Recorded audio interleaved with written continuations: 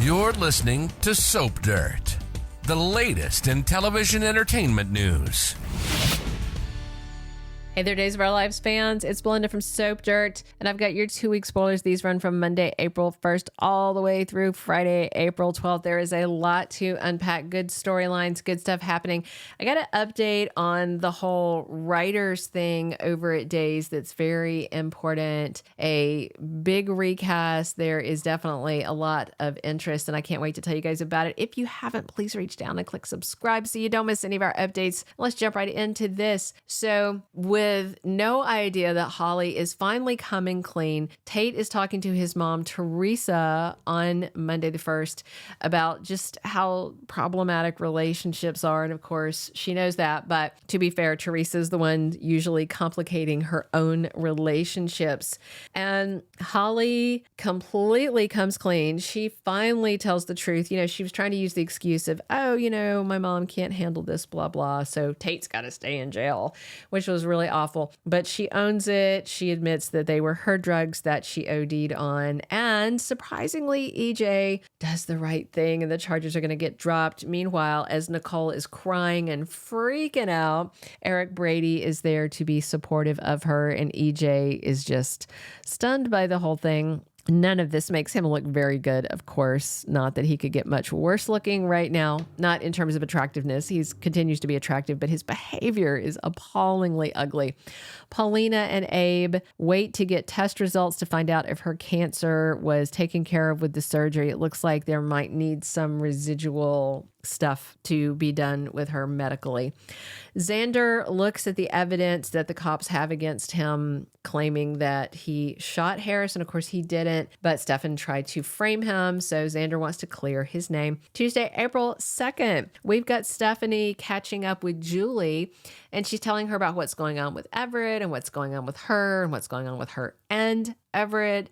Stephanie's very torn. She knows Jada's very upset. She doesn't like Jada calling her the other woman. But at the same time, Everett seems like a nice guy. It's just that he's not a real person. You know, Bobby is the real person. So I hope we're going to meet him on Tuesday because Marlena hypnotizes Everett that day. And in the promo, we see his face looking very unlike him and very evil. So I really hope that is Bobby coming out at last. I want to see him come out to play. Johnny helps out at the bakery, but it looks like what he's trying to make with her might be more of a baby than biscuits, but we'll see how it goes. But they are definitely enjoying some sexy time in the kitchen. Chad goes over to visit his dead wife, Abigail Deveraux, DiMera's grave. I'm still anticipating maybe some weird Abby angelic comeback with this new chick, Marin, but we'll see how that goes. And Ava spends the day lounging around in bed with Harris, who is being super sketchy to me right now. He needs to just go clean up this whole accusation thing against Xander. Wednesday, April 3rd, we have Trip seeing Wendy just melting down. She's having a crying fit. She is just not over the trauma of their kidnapping. And I mean, they both kind of died there for a couple of minutes. So she is definitely dealing with the after effects of that. And Everett catches up with Stephanie after his Dr. Marlena appointment and tells her what happened during the hypnosis, and Jada doubts everything that he says as usual. I wonder if that point we're still talking to Everett or if we're talking to Bobby pretending to be Everett. I don't know how far this is going to go. Xander and Sarah go talk to Rafe and insist that he is innocent and he was framed. Let's see if Rafe opens up his ears and listens.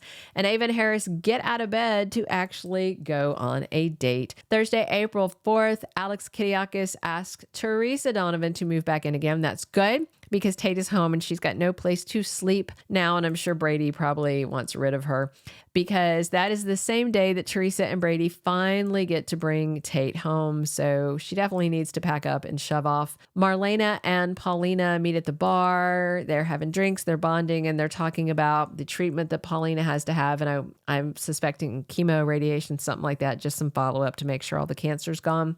Nicole confronts Holly, and her mom talks about all the ripple ripple effects of the very bad decisions she has made lately and makes Holly feel even crappier than she already feels, but I don't feel sorry for her. She needs to pay the piper. Meanwhile, Lucas Horton talks to his mom, Kate. Lucas is still in the strange Franciscan monk garb, and Kate is vowing that he will be a free man again. That takes us to Friday, April the 5th, and Nicole decides what the punishment is going to be for what Holly has done. Holly freaks out. She's not happy about it, but Nicole's going to stick to her guns, and I'm sure part of the punishment is going to be you have to stay away from Tate, the boy you sent to jail.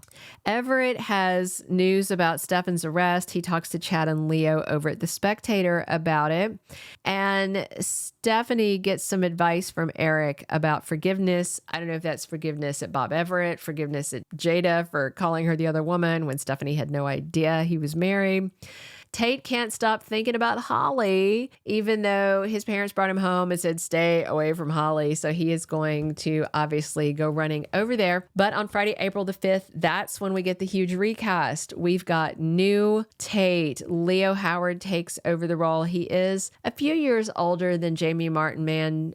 Jamie Mann is back to college to focus on his degree.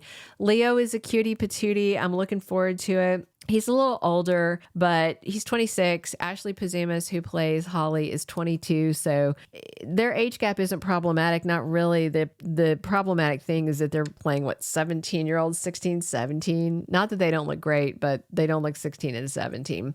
Jada is desperate to establish to Rafe that she is single and available to mingle with him. But Sloan Peterson lets her know, oh no, you are still married. She is still Mrs. Bobby Stein's wife. That takes us to the week of April 8th through 12th. So I want to update something. If you guys didn't know this, Ron Carlivati, of course, is the head writer and showrunner.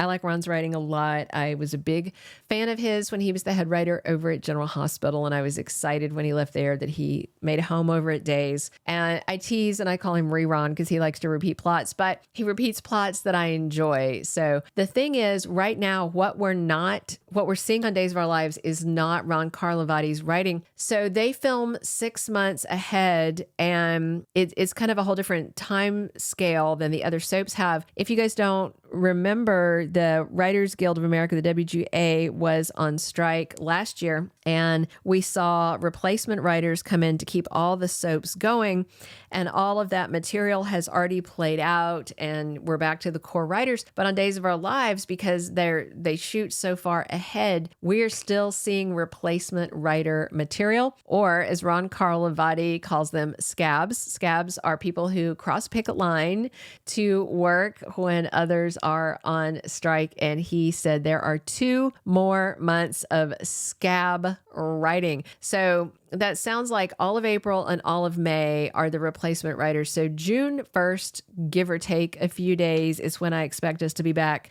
to Ron Carlivati's writing. And that means that the replacement writers got to craft May sweeps, which runs April 25th to May 22nd, 26th, somewhere around there. Anyway, I'm interested to see what they do with sweeps, and I'm also interested to see on June 1st if storylines change drastically because Ron had his hand back on the wheel.